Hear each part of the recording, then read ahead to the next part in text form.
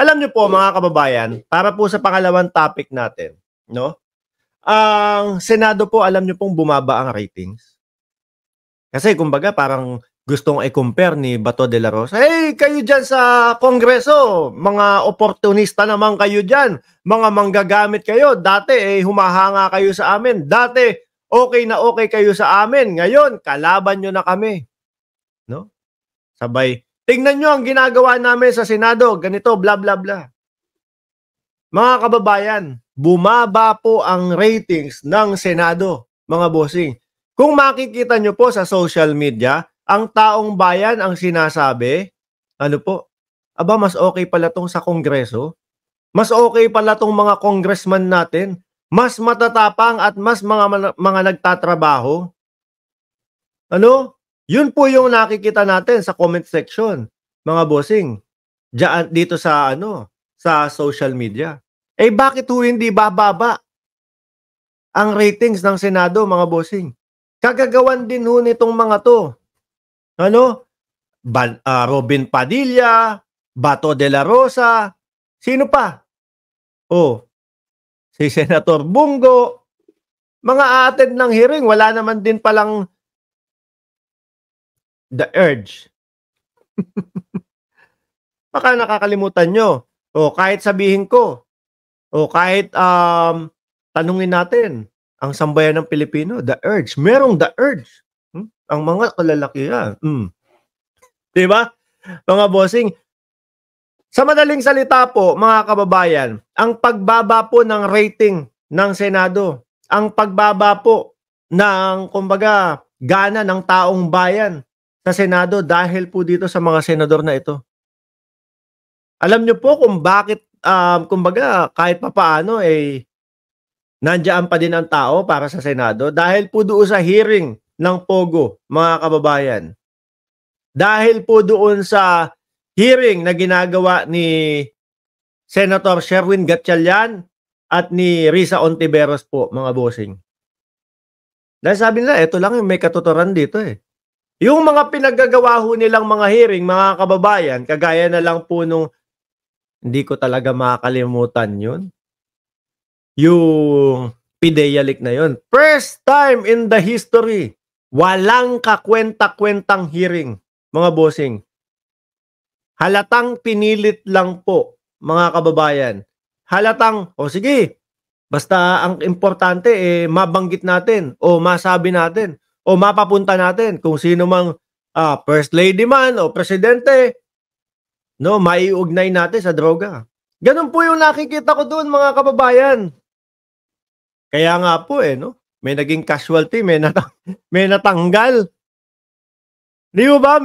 Ako isa ho sa reason na nakikita ko kung bakit natanggal din si Senate President Miguel Zubiri, mga kababayan, o si Mig Zubiri, dahil po sa hearing na yun. Bakit pinapayagan tong mga ganitong hearing? Puncher lang, tapos na. Puncher lang, authenticate na. Di ba? Tapos sinundan pa niya yan, Sinundan pa niya yan, mga kababayan, silang dalawa ni Binoy. Yung pagpapatawag sa PNP, nandoon si General Torre, nandoon si General Marbil. Excessive daw po yung ginawa ng kapulisan doon sa KOJC. Samantalang mga kababayan, tayo pong lahat, kitang-kita natin live. Naka-live po yung mga vloggers nila, naka-live po yung pagpunta ng PNP o ng Special Action Force doon sa KOJC. Walang nambubuntal na kapulisan. Pero halos gusto nilang ipilit, mga kababayan, na yung mga doon po sa hearing nila, na ang kapulisan po natin ay lumabis po. Na ang kapulisan natin ay lumabag sa karapatang pantao. Samantalang sila yung binubuntal, samantalang sila yung winawater cannon. Ano pa ginawa sa meron pang mga sumpak. Di ba? Kasi yan kapag sinabing improvise, beng-beng, kumbaga yan po yung mga sumpak, mga kababayan. Merong mga matatalim na bagay.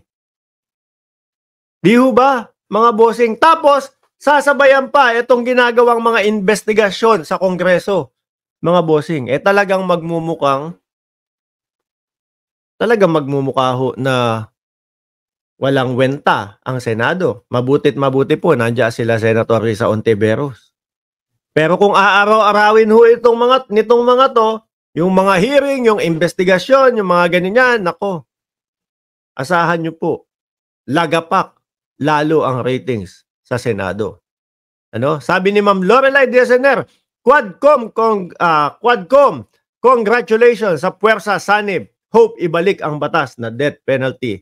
Manawagan, salamat. Laki ng ulo ni Bato. Puro naman bao, sabi ni Leonida Negrillo. Talagang sanib puwersa ang lower house natin. Tapos yung mga Duterte walang ginagawa sa bahay. Naku, masakit yun ha. Oh. Sa Marcos lang na-develop ang Pilipinas kahit i-check mo sa Google. Tuloy natin to. Oh. May Ancor Vera para sa mata ng agila, matatag, matapang. Tapos na pala yun, mga kababayan. Tawag dito? Ay, nako. Mainit ang politika ho ngayon, mga kababayan. Di ho ba? Ako nakikita ko ho yung mga ginawa, yung mga huling hakbang nila, yung mga huling mga hearing nila, yung mga kung ano-anong mga pinaggagawa nila dyan sa Senado, yun po ang mitya, mga kababayan. Mitya po yon na imposible na ho yata silang makabalik sa Senado sa susunod na eleksyon. Ano? Bukod po sa pinoproblema nila ang ICC, na baka itong taon po na ito, madaming nagsasabi at madami tayong naririnig, September daw po Ano? Sabi naman ng mga DDS, sabi naman po ng mga OTAP supporters, sabi kayo ng sabi ng buwan tapos wala naman din. Di ba? Ganun daw po. Mag-antay lang kayo kasi hindi naman talaga ibibigay yung mismong petsa, oras, at mismong panahon. Di nagtago na lahat yan. Di ba? Di nagtago na lahat yan kung san mga napadpad yan. Pag sinabi ng ICC, ganitong petsa namin, isa-serve ang warrant of arrest. No? Magpapatulong kami sa Interpol. Tapos ang Interpol ko contact sa Philippine National Police. So, pag nabibalita ho yan, mga kababayan, malamang sa alamang ho, etong mga ito, baka alakibuloy na din ho. Biglang mawala na din po. Pero balik ko tayo, mga kababayan. Sila po ang dahilan kung bakit bumabagsak, bumababa ang tiwala ng taong bayan sa Senado. Sila po ang dahilan. Kaya, nako, kailangan mabawasan po yung mga ganyan sa Senado. Mga bossing, kailangan po yung mga iluluklok natin, mga kababayan, yung mapapakinabangan po talaga natin. Yung talagang masusulit po, yung tax ng bayan. No? Kapag isang hearing, malaki din ho ang gastos ng bayan yan, mga boss. Lalo't makikita mo, ang maririnig lang natin sa hearing. Ang mga kalalakihan, merong the urge, no? Yung urge na kapag ka-in-hit, nako po, sayang ang pera ng taong bayan sa mga ganyan, mga boss.